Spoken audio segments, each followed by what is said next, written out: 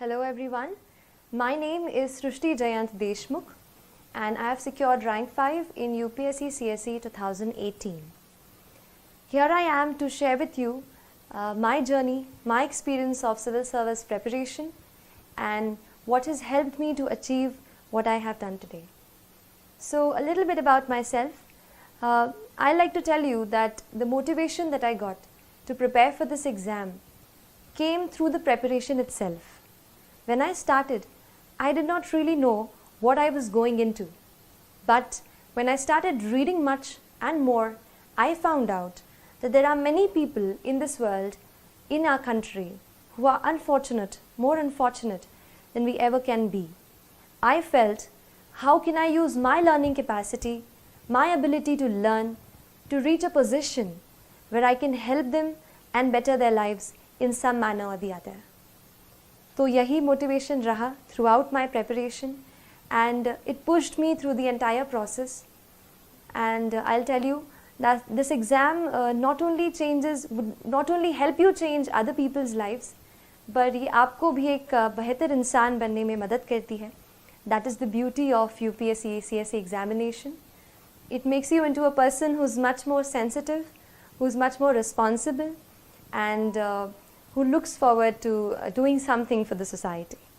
So coming to the exam, I'd like to start by first telling you about the organization of notes. Now I feel that the syllabus which we have got, the UPSC syllabus, is our guiding light. It will tell you at every step कि आपको क्या important है और क्या नहीं है. इसीलिए एक UPSC syllabus की कॉपी मैंने अपने स्टडी टेबल पर हमेशा रखी. उसके साथ ऑर्गेनाइजेशन ऑफ नोट्स एक दूसरा पॉइंट है जिस पे आपको सबसे ज़्यादा काम करने की ज़रूरत है, क्योंकि मैंने भी यही किया. अपने नोट्स को मैंने अपने सिलेबस को अलग अलग टॉपिक्स में हम डिवाइड जैसे कर लेते हैं वैसे डिवाइड किया और हर टॉपिक को मैंने एक अलग फोल्डर बनाया. तो उससे रिलेटेड जो भी मुझे एडिटोरियल कहीं न्यूज़पेपर में या कहीं इंटरनेट पे ऑनलाइन मैंने उसके बारे में पढ़ा, तो वो सारा मटेरियल मैंने उस एक फ़ोल्डर में डाल दिया. उससे ये हुआ कि जब मैंने रिवीजन करने की कोशिश की तो I found everything at one place. तो एक ये चीज़ है कि अपने नोट्स को आप अच्छे से ऑर्गेनाइज करें.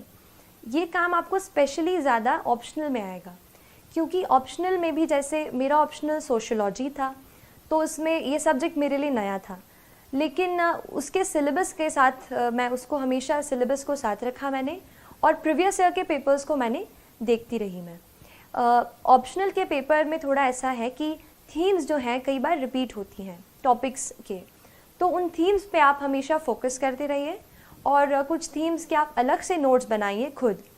मैंने कोशिश की कि मैं खुद अपने नोट्स रेफरेंस बुक से बनाऊं, क्योंकि जब मैं खुद उसको लिख लेती थी तो जो अंडरस्टैंडिंग है वो मेरी बेटर हो जाती थी. तो खुद के नोट्स पे मैंने खुद नोट्स बनाने की ज़्यादा कोशिश की. नेक्स्ट चीज़ जो मैं आपसे शेयर करना चाहूँगी और मुझे लगता है कि ये चीज़ बहुत इम्पॉर्टेंट है UPSC के लिए, वो है आंसर राइटिंग. जनरल स्टडीज़ और ऑप्शनल के जो टोटल हमारे रिटन के मार्क्स हैं वही मार्क्स हैं जो हमें कहते हैं ना आखिर आपको रैंक अच्छी दिलाएंगे. तो आप जैसे मैंने ये किया कि आंसर राइटिंग पे शुरू में बहुत डर लगता था कि आंसर अच्छे से नहीं लिख पा रही हूँ, और क्योंकि इंजीनियरिंग बैकग्राउंड से हूँ तो बस पॉइंट्स में छोटा छोटा लिखने की आदत है. लेकिन जैसे सोशियोलॉजी ऑप्शनल है, आपको डिटेल में सब बताना पड़ता है, और जनरल स्टडीज़ हैं, कुछ डेफिनेशंस रहती हैं, तो मुझे भी शुरू में काफ़ी डर लगता था आंसर्स लिखने से. लेकिन इस डर पे थोड़ा सा मैंने काबू करने की कोशिश की और हर रोज़ एटलीस्ट 1 से 2 आंसर मैंने रोज़ लिखने की कोशिश की. भले ही मैं आंसर अच्छा नहीं लिख पाती थी, शुरू में बहुत दिक्कतें आई, लेकिन बार बार जब आप आंसर्स लिखते हैं और क्वेश्चंस अच्छे स्टैंडर्ड के क्वेश्चंस लेते हैं, जैसे UPSC के ही आप प्रीवियस ईयर के क्वेश्चंस ले लीजिए, उन क्वेश्चंस से मुझे ये समझ में आया कि असली एग्ज़ाम का स्टैंडर्ड क्या है. तो ये चीज़ मैंने की, 1-2 आंसर 1-2 मैं रोज़ लिखती थी. और उसके बाद फिर मैंने कुछ टेस्ट सीरीज़ ज्वाइन की जिसमें मैं हर संडे को कोई एक टॉपिक रहता था जिसको मैं पूरे वीक में पढ़ती थी और वही टॉपिक्स के मैं आंसर्स लिखती थी. So that answer writing practice I think इतनी बिल्ड हो जाती है कि बाद में जब एग्ज़ाम में कोई सवाल जैसे आपको नहीं भी आ रहा हो तो भी आप अब सवाल से कुछ की टर्म्स को ढूंढ करके आप कुछ ना कुछ उसमें लिख सकते हैं जो कि उस आंसर के लिए रेलेवेंट हो। तो ये क्योंकि कॉम्पिटिटिव एग्ज़ाम है, आपको 1 या आधा मार्क एक्स्ट्रा स्टील करना है, तो इसके लिए आप कोशिश करें कि अपनी रीडिंग वाइड रखें और आंसर राइटिंग की बहुत सारी प्रैक्टिस करें। आंसर राइटिंग की अगर बात कर रही हूँ तो ये बता देती हूँ कि थोड़ा सा मैंने कोशिश की कि कुछ ऐसे सॉल्ट जैसा अपने आंसर में ऐसा स्प्रिंकल करूँ कि आंसर की क्वालिटी अच्छी हो जाए और एग्जामिनर थोड़ा एक्स्ट्रा मार्क्स दे दे। तो इसके लिए मैंने कोशिश की, जैसे फैक्ट्स कहीं से अपन जैसे न्यूज़पेपर पढ़ते हैं, कोई फैक्ट्स पढ़ते हैं, उसको मैंने पहले एक बुक में अलग से नोट कर लिया था। वो फैक्ट्स फिर मैंने एग्ज़ाम के बहुत जल्दी पहले ही एग्ज़ाम के जस्ट पास में ही मैंने वो लर्न कर लिए वो फैक्ट्स। फिर जैसे कुछ क्वेश्चंस ऐसे हैं जहाँ पर हम कुछ डेफिनेशंस लिख सकते हैं, तो जब आप आंसर को शुरू करते हैं तो आप उस डेफिनेशन से स्टार्ट कर सकते हैं। इसके अलावा कुछ कमेटी की रिपोर्ट्स होती हैं, जैसे ARC रिपोर्ट्स होती हैं, या फिर एक और बहुत इम्पॉर्टेंट रिसोर्स जो मैंने बहुत ही ज़्यादा यूज़ किया है वो है नीति आयोग का 3 ईयर एक्शन एजेंडा।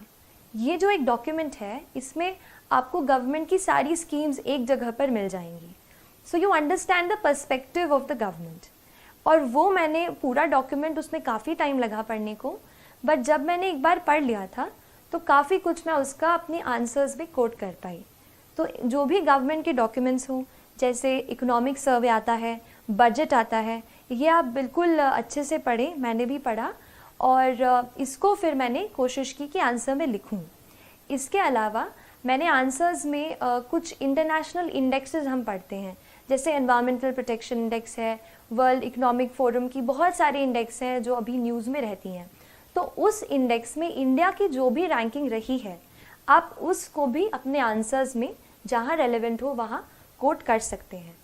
और एक और लास्ट चीज़, आंसर्स में आप थोड़ा सा कहीं फ्लो चार्ट या कहीं इंडिया का मैप, ऐसे भी आप घर से प्रैक्टिस, पहले से जब आप आंसर राइटिंग करते हो आप उसमें प्रैक्टिस करो।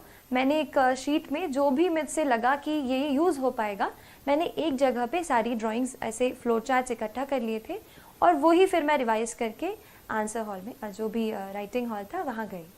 तो उससे मुझे लगता है कि आंसर्स मैं अच्छे लिख पाई और तय वक्त में, यानी जो हमें 3 आवर्स का टाइम मिलता है, उसमें मैंने कोशिश की कि मैं सारे आंसर्स जो है वो कंप्लीट करके आऊँ। ये जो कॉपीज़ हैं ये आप iscore.in पर देख सकते हैं।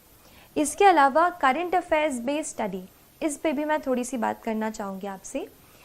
मैंने ये किया कि क्योंकि ज़्यादा ह्यूमैनिटीज़ का बैकग्राउंड नहीं था, तो जो भी करंट अफेयर्स पे मैं पढ़ती थी, जैसे कई बार कोई इम्पॉर्टेंट न्यूज़ जो है, जैसे इलेक्शन है, प्रेसिडेंशियल इलेक्शंस हैं, तो उस पर बहुत सारे आर्टिकल्स आप देखोगे कि न्यूज़पेपर में आते हैं।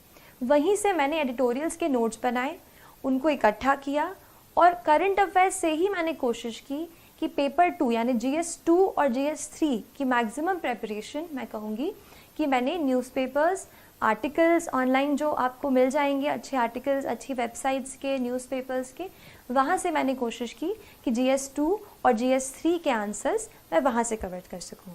बाकी GS 1 में तो काफ़ी पार्ट जो है स्टैटिक है, जैसे हिस्ट्री, जियोग्राफी, वर्ल्ड हिस्ट्री, तो इसके लिए स्टैंडर्ड बुक्स ही मैंने रेफ़र की थी। करंट अफेयर्स बेस्ड स्टडी के बाद मैं थोड़ा सा आपको एक और लास्ट चीज़ बताना चाहूँगी टेस्ट के बारे में। कई बार हम सोचते हैं कि टेस्ट हमें बहुत सारे देने हैं, एंड मैंने भी पहले ये टेस्ट किया है कि टेस्ट सीरीज़ बहुत ज़रूरी है। टेस्ट सीरीज़ इसलिए इम्पॉर्टेंट हो जाती है क्योंकि हमें घर बैठे ये नहीं पता चलता कि हमारा क्या लेवल है, क्या स्टैंडर्ड है, क्या हम उस तरीके का एग्ज़ाम में परफॉर्म कर पाएंगे। तो ऐसे डाउट्स मुझे भी थे। टेस्ट देके मुझे ये पता चला कि ऑल इंडिया लेवल पर या जो भी आप इंस्टीट्यूट का ले रहे हैं उस लेवल पर आपकी क्या स्टैंडिंग है। तो इसके लिए आप टेस्ट ज़रूर लगाने की कोशिश करें। लेकिन इसमें एक और चीज़ मैं ऐड करूँगी।